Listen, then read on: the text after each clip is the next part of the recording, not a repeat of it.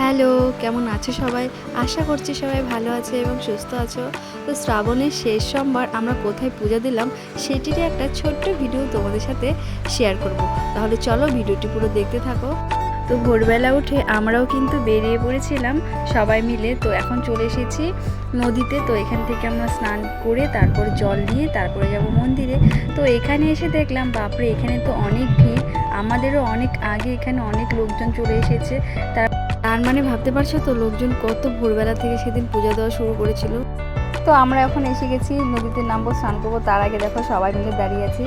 কারণটা হলো একটাই, যে আমরা যতজন এসেছি তাদের মধ্যে বেশিরভাগ জনই আমরা জল দেখলে ভয় পাই, সাঁতার কাটতে জানি না, সেই জন্য আর ভালো মতো ডুবও দিতে পারি না। তো সেটার জন্যই আমরা কিন্তু অনেকক্ষণ দাঁড়িয়েছিলাম। তারপর অবশেষে নামলাম। নদীতে ভালো মতো ডুব দিতে না পারলে একটা সমস্যা কিন্তু হবেই, সেটা হচ্ছে গিয়ে কানে জল ঢুকে যাওয়া, যেটা আমারও ব্যতিক্রম হলো না, আমারও কিন্তু কানে জল ঢুকে গেছে। তো যাই হোক, স্নান করে এখন জল নিয়েছি, আমরা এখন যাব মন্দিরের উদ্দেশ্যে। চলো দেখতে থাকো ভিডিওটি। আর দেখো মন্দিরে এসে পৌঁছলাম, আর নদীতে যতটা না ভিড় ছিল মন্দিরে এসে দেখি তার থেকেও অনেকটাই ভিড়। আমাদের এখানে এই মন্দির কিন্তু ভীষণ জাগ্রত, আর আমরা এই মন্দিরকে খুব মানি, আর আশেপাশে সবাই এখানেই আসে। অনেকক্ষণ দাঁড়িয়ে থাকার পরে অবশেষে আমাদের পুজো দেওয়া কমপ্লিট হলো।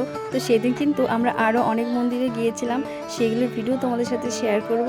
তো আজকের এই ভিডিওটা এই পর্যন্ত। কেমন লাগলো অবশ্যই জানিও, ভালো লাগলে লাইক কমেন্ট করে দিও।